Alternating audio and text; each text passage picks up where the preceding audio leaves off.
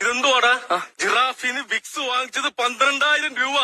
ചുമ്മാ നിൽക്കുന്ന ജിറാഫിന് എന്തിനാടാ വിക്സ്? സാറേ കഴിഞ്ഞ ദിവസം ഇടിയും മഴയല്ലായിരുന്നോ?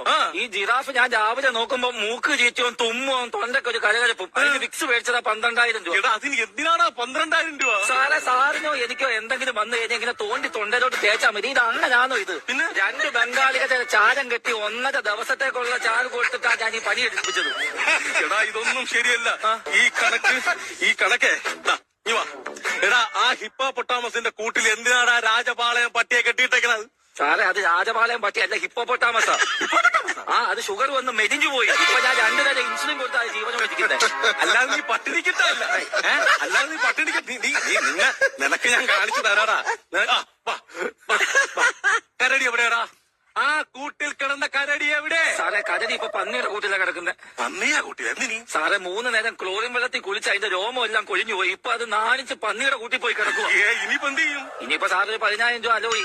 വീണ്ടും 10,000 രൂപ? എന്തിന്? കുറച്ച് കരടി നീ മേടിച്ച് കരടിയെ തേക്കാം. അന്നേരം രോമം എല്ലാം പിരിച്ച് കരടി കൂട്ടി കൊണ്ടുവരാം. ഇതൊക്കെ വല്ലതും നടക്കോ?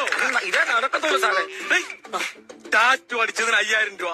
നിനക്ക് ടാറ്റു അടിക്കാൻ 5,000 രൂപ? സാറേ എനിക്കല്ല ടാറ്റു അടിച്ചത്, പിന്നെ മൂർഖം പാമ്പിനാ. മൂർഖം പാമ്പിനാ? സാറേ കഴിഞ്ഞ മാസം അത് പടം പോയിച്ചപ്പോ അതിന്റെ ബാക്കിലത്തെ ഡിസൈൻ ഇളകിപ്പോയി. ആൾക്കാർ വന്ന് ചേരയാണെന്നും പറഞ്ഞത് 4 കൂടിന് പുറത്തേക്ക് ഇറങ്ങാതിരിക്കുക. ലാസ്റ്റ് ഒരു ടാറ്റു ആർട്ടിസ്റ്റ് കൊണ്ടുവന്ന 5,000 രൂപ ടാറ്റു അടിച്ചിട്ട് അതിപ്പോ ഷൈൻ ചെയ്യുന്നത്.